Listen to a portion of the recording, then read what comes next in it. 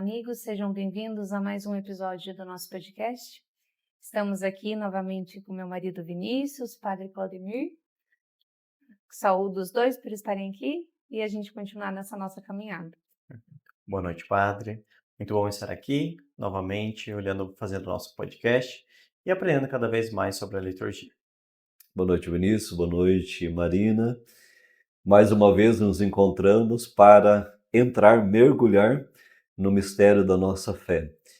E aqui a gente sempre lembra que um podcast não é simplesmente pensar ou responder perguntas ou falar racionalmente, mas é fazer uma experiência de entrar mesmo no mistério, sentir o mistério que nos envolve e nos abraça. É isso aí. Onde Nós paramos agradecemos no último? No último nós paramos no Evangelho, terminamos o Evangelho e hoje nós entramos no creio, né? Este símbolo tão importante da nossa fé e que nos explica, né? O creio todo explica o que nós cremos, no que nós cremos, né? Eu achei interessante que esses dias eu vi numa outra igreja que eles rezavam um creio e mudavam somente algumas palavras específicas. Mas era um creio muito parecido com o nosso católico, porém não era católico. Olha. É interessante isso. Então, Padre, vamos começar com uma primeira pergunta que é uma dúvida comum, assim. Quantos creios nós temos, né? Porque na missa, às vezes, a gente vê, então, essas duas versões. Então, o creio apostólico e o outro creio que é o niceno Constantinopolitano. Muito obrigado. Isso. Então, seriam esses os dois creios que são que a Igreja nos propõe? Isso. Vamos entender isso, Vinícius, pensando que o creio está ligado ao batismo. O batismo, ele requeria que o candidato pudesse responder à sua fé. Então, o diácono, o sacerdote, ou até mesmo o bispo, porque eles faziam, né, administravam o batismo em conjunto, né, o sacramento de iniciação. Então era perguntado ao candidato: você crê em Deus, Pai Todo-Poderoso, Criador do céu e da terra? O candidato dizia: creio, e era afundado na água, né? Depois era levantado e de novo era perguntado agora sobre o filho. De novo era afundado, né? À medida que ia respondendo era afundado, e quando voltava de novo agora questionado sobre o Espírito Santo, sobre a igreja, né? Sobre esses pontos da nossa fé, daquilo que nós cremos. Então a primeira ligação está feita aqui a partir do batismo.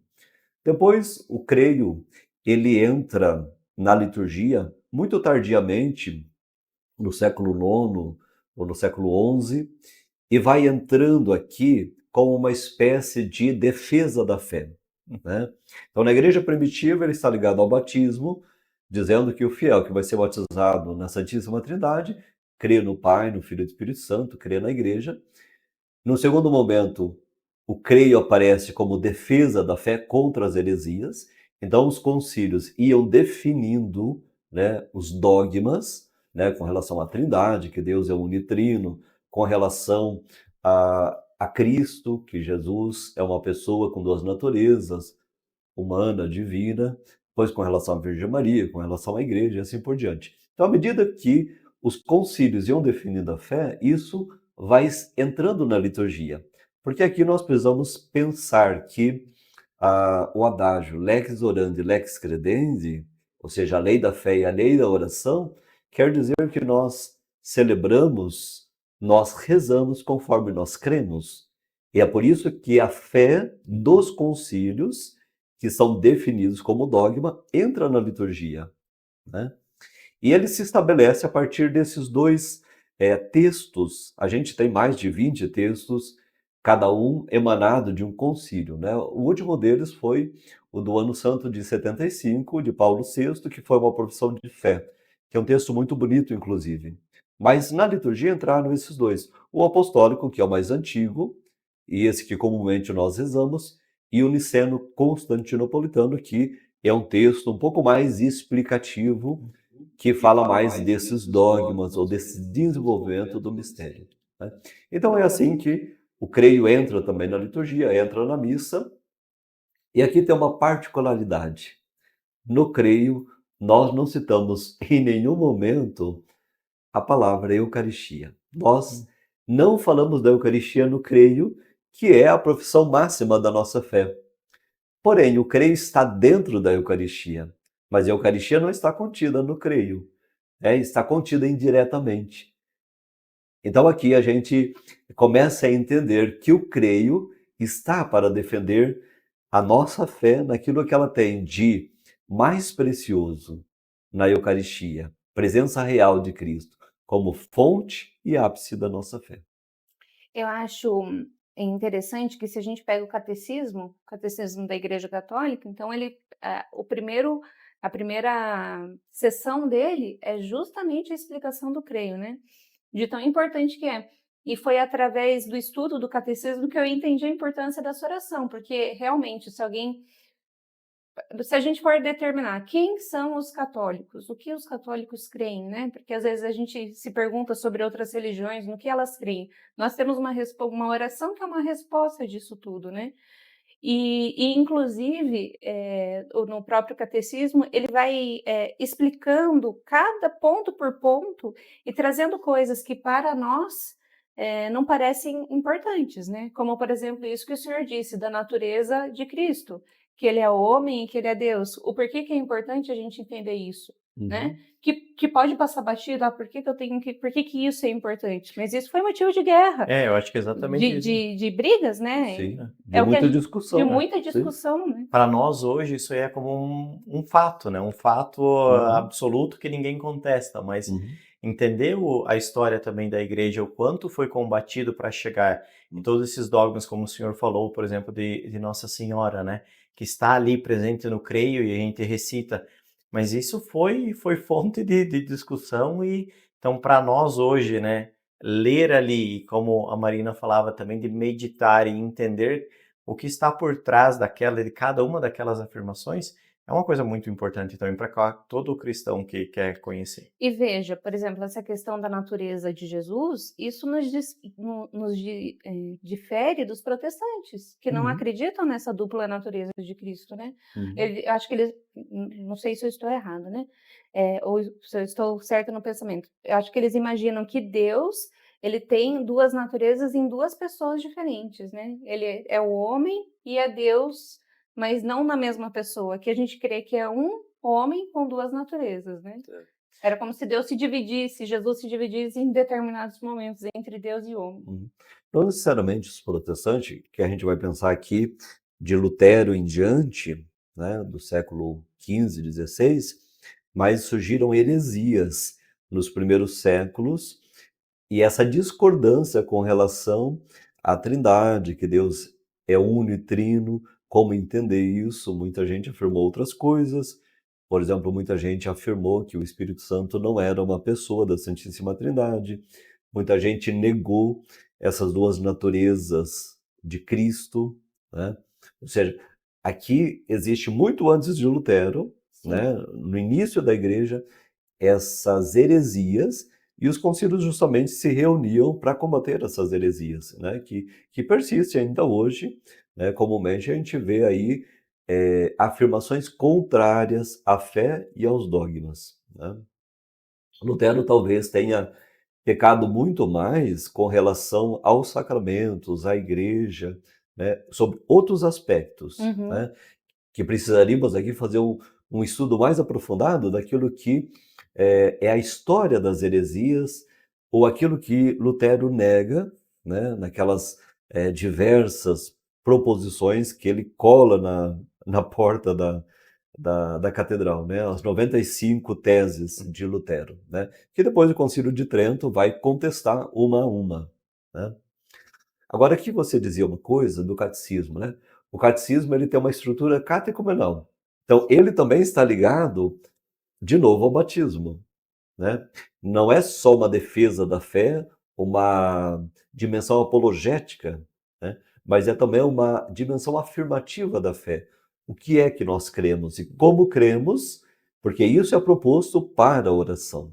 Depois, como nós celebramos, como nós vivemos e como nós rezamos, né? São as 4 dimensões do catecismo, que é de inspiração catecumenal, né? Agora a gente precisa dizer uma outra coisa, que o enunciado da fé, ele não permanece aqui nas proposições da fé, porque tudo isso que nós afirmamos na catequese, de que nos serviria se não fosse celebrado, né? Uhum. Seria só proposições, seriam teses racionais ou teológicas, e que, se não celebradas na liturgia, não alcançaria aqui essa afirmação de celebrar o Cristo da fé, de celebrar a verdade e o mistério de Deus, né? Por isso é tão importante estudar a fé, a catequese, mas também celebrar a fé. E tão importante quanto a catequese e a liturgia é também o anúncio da fé, que é a dimensão missionária da igreja, né? Quando, por exemplo, a gente apresenta o corpo de Cristo a um fiel e diz que este é o corpo de Cristo, e o fiel diz amém, é uma profissão de fé da igreja. A igreja está aqui defendendo, mostrando, enunciando a sua fé. É realmente é bonito, e é bonito também o fato de que, como o senhor falava, o creio, ele está ligado ao batismo. Se nós participamos de um batizado dentro da missa, a gente não reza o creio, né? Uhum. Porque o senhor justamente faz essa pergunta no momento: crê em Deus Pai, Todo-Poderoso, Criador do céu e da terra. Isso. É muito bonito isso. Está ligado a esse rito da renúncia e da Sim. profissão de fé. Que a igreja primitiva, eles se voltavam para o Ocidente, para onde o sol se põe, e faziam a renúncia, porque onde o sol se põe é o símbolo de onde vem a noite, né? O sol é Cristo. Então, quando o sol desaparece, vem a noite, vem Uhum. as trevas. E por isso aí essa ideia de pecado, né, de mal, né? Onde não está Deus, onde não está a luz, está o pecado, né? Então se voltava para o Ocidente, se fazia a renúncia, né, ao demônio, suas seduções, ao mal, à divisão, etc. E depois se voltava para o Oriente, né? Porque a igreja estava orientada, a igreja estava dirigida O para o altar, né? Oriente, Não. né? A igreja, o altar, o tabernáculo, o sacerdote, as pessoas, né? O padre não estava de costa para o povo, como a gente comumente ouve dizer, né? Estavam todos voltados para Cristo, né? E é voltado para Cristo que a gente vai professar nossa fé. Um outro detalhe muito importante aqui é que, quando na igreja primitiva se descia os 7 degraus, se mergulhava nas águas do batismo, os padres da igreja diziam: quando se desce as águas, existe uma luta entre o bem e o mal, entre Deus e o demônio, né? E a gente que renunciou e agora professou a fé é batizado, né? Deus sempre vence. Somos lavados do pecado e depois subimos outros 7 degraus, ou seja, como o povo de Israel, que passa pelo Mar Vermelho e sai livre e caminha para a terra prometida. Ora, nós que descemos os degraus, somos batizados, purificados, agora alcançamos essa estatura de cristãos, de novas criaturas, e caminhamos rumo à vida eterna, rumo ao céu, né? Agora veja como isso está ligado também aos gestos. Quando nós ouvimos a liturgia da palavra, nós estamos sentados, ouvimos o evangelho de pé, porque é Cristo mesmo que fala. Depois nós ouvimos a homilia sentados, e quando vamos professar nossa fé, de novo nos colocamos de pé, porque quem crê está de pé. Agostinho dizia que quem crê já está ressuscitado. Pelo fato de crer, nós já temos a garantia da vida eterna. Pelo fato de não crer, nós não temos acesso ao céu. Estamos já condenados, porque quem não crê não espera, né? A fé nos faz agir, nos faz nos movimentar. Eu até me coloco assim, padre, é uma pergunta que eu sempre me fiz, né? E a gente vê hoje, principalmente nesse mundo das redes sociais, que é: quando um católico pode se dizer católico? E eu sei que o senhor vai responder: um batizado é católico, né? Basta sermos batizados para sermos católicos. Mas isso segue muito o que Santo Agostinho está falando sobre este fato de crer realmente Isso é realmente uma mudança de chave, né? É realmente uma mudança no coração e que está muito ligada às virtudes cardeais, né? Fé, esperança e caridade. Então, quando você espera, né? Quando você tem essa esperança em Deus de que de fato tudo vai dar certo, você confia na providência, você está ligado a essa virtude, né? A fé de que você confia que Deus existe, apesar dos nossos olhos não verem também, e essa caridade que a gente escuta falar tanto, né, dessa virtude, escuta falar, mas vê pouco isso acontecendo nos dias de hoje, né? Muito pouco, infelizmente, né? Aí uma pequena correção, Marina. Ah, você se referia às virtudes teologais, Teologais, né? desculpa, é Teologais, verdade. é. Teologais. Porque essa é a primeira proposição de Deus. Nós recebemos essa virtude da fé, da esperança e da caridade, que são teologais, Sim. são dons de Deus. Sim. Depois a gente responde a essas virtudes, então vejam que são 3. Depois as cardeais são 4, porque a nossa resposta, ou a nossa maneira de responder àquilo que Deus nos dá, é sempre um diálogo, é sempre uma aliança. Então nós dizemos que existe uma fé objetiva, que é uma fé teologal, que é uma fé divina, perfeita, e nós respondemos humanamente a essa fé, com a nossa condição humana. Então é uma fé subjetiva. E nos sacramentos de iniciação, e aqui é importante que a gente comece agora a pensar isso a partir dos 3 sacramentos da iniciação, não só do batismo, mas também da confirmação e da Eucaristia. Porque são esses sacramentos, esses 3 sacramentos, que nos fazem ser um cristão perfeito e iniciado. Qual o problema? O problema é que nós recebemos sacramentos, mas não somos iniciados, porque a nossa catequese não nos ajuda a virar essa chave e a dizer, olha, sou católico, sou cristão, entendo, sei defender minha fé, sei responder subjetivamente, alcançando aquilo que é divino, né? Isso faz toda a diferença, porque esse tipo de cristão jamais deixa a sua fé, jamais deixa a igreja, né? Aqueles que não estão iniciados, aqueles que não creem adequadamente, estão nas igrejas evangélicas, e nada contra os nossos irmãos evangélicos, mas muita gente que sai da igreja, que recebeu inclusive os 3 sacramentos da iniciação, dizem, agora sim encontrei Jesus, né? Antes não. E aqui a gente tem que se perguntar, como é que nós estamos evangelizando, catequizando, como estamos apresentando nossa fé, inclusive a dimensão cristológica. Porque lá eles se explica muito, né? Se tem muita Sim. catequese, né? Uhum. E eu acho que uma vez eu escutei uma pessoa falando que o catolicismo aqui no Brasil ele é muito supersticioso.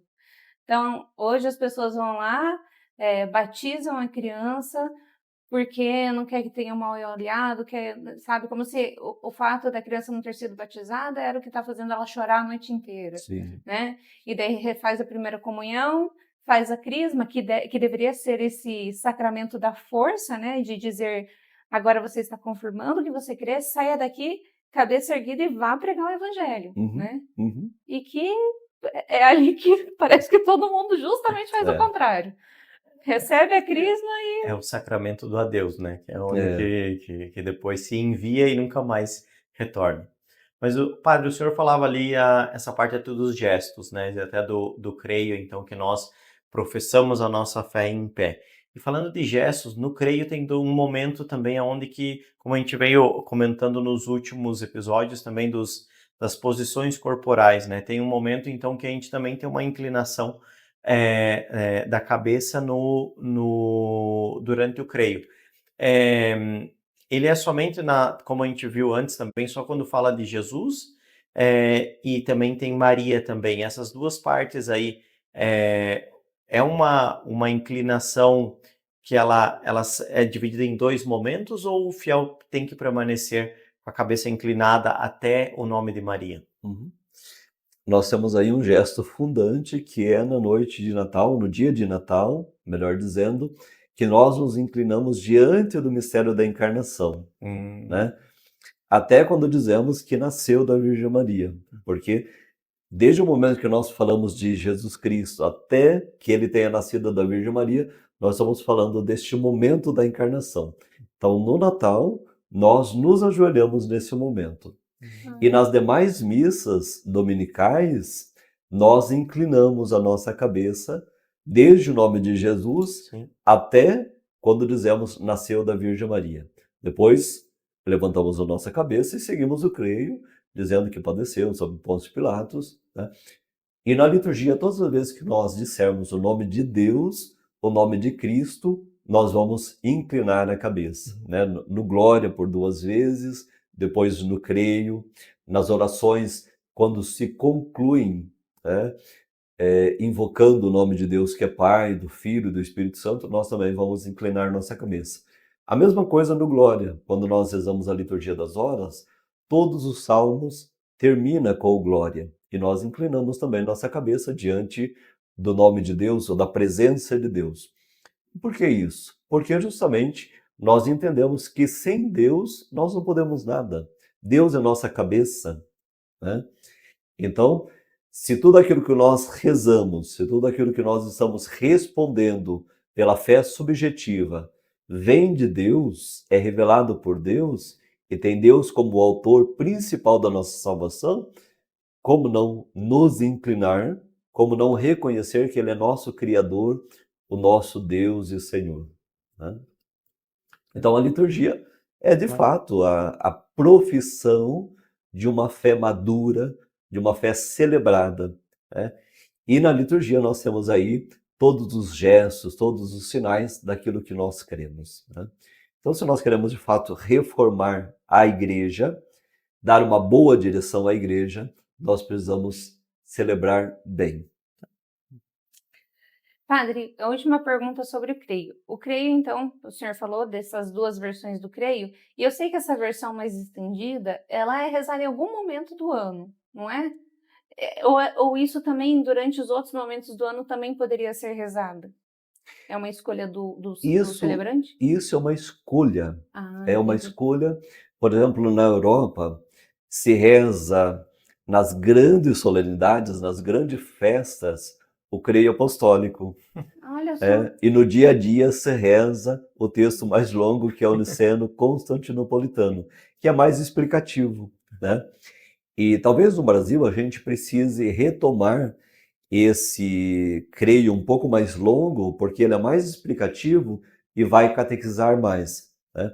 Eu tenho pensado nos últimos dias na minha paróquia, propor esse creio mais longo, porque ele é mais explicativo e vai nos ajudar a perceber, né, as facetas do mistério de Cristo que está proposto ali naquele momento de oração, né? Sim. Porque assim, a gente está acostumado já e a gente sabe de cor, já memorizou o texto apostólico, mas a gente não conhece o outro texto, Sim. né? Eu acho que já temos um dever de casa aí. Vamos. Então, mas o catecismo, ele utiliza o outro creio. Se eu não me engano, ele utiliza essa outra parte, porque ele fala... O apostólico. será que ele não... Ele tem algumas partes do Niceno. Eu acho que, quem sabe, ele Sim. insere lá na explicação. Sim, porque o catecismo, Marina, ele vai trabalhar todos esses textos, né? Uhum. Os teólogos, grandes teólogos, inclusive o Papa Bento, que trabalhou esse texto, eles conhecem bem os textos que estão no começo ali do compêndio dos textos dos concílios, né? Que é um livro grosso assim, que a gente retoma os textos dos concílios, e lá no início a gente tem, né, os textos de cada um dos concílios, né? Então, se a gente teve 21 concílios, obviamente que a gente vai ter aqui 21 creios, e vai ter também esse proposto por Paulo VI, e vamos ter outros textos também trabalhados por outros teólogos, né? Entendi. Muito bem, acho que cobrimos bastante, então, o creio, e vamos, então, acho que no próximo episódio, deixar, então, o episódio inteiro para as preces, que é um momento também tão bom, tão importante ali, que eu tenho certeza que o senhor tem bastante detalhes também para nos ensinar nessa parte.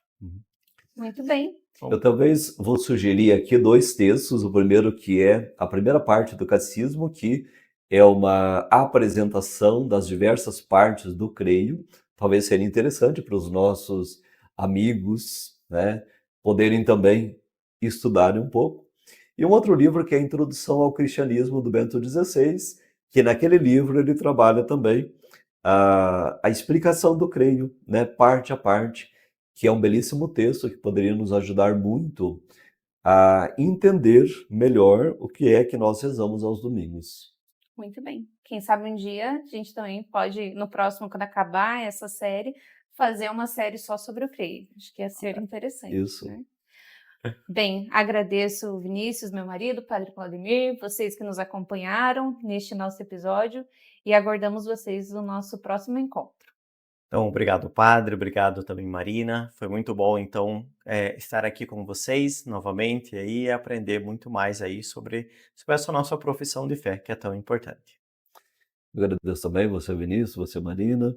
Estamos no tempo quaresmal e nada melhor do que fazer essas referências, né, ao batismo e à nossa fé para vivermos então esse momento de preparação e daqui a uns dias a celebração da Santa Páscoa. Um abraço a todos, que Deus abençoe.